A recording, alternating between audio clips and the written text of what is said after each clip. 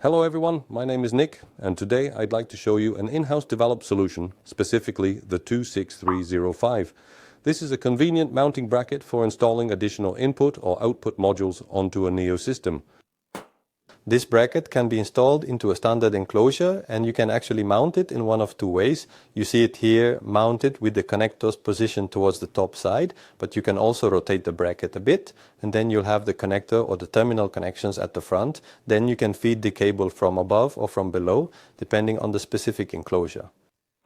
Well, we supply this bracket including mounting accessories, so you can easily install it in an enclosure, and this bracket offers the possibility to place three of these modules, as I mentioned earlier, and you simply slide it, as it were, into the holder and you are immediately ready to proceed with connecting the cabling to the Cobus or your zone inputs or possibly outputs. Thank you for watching and until next time.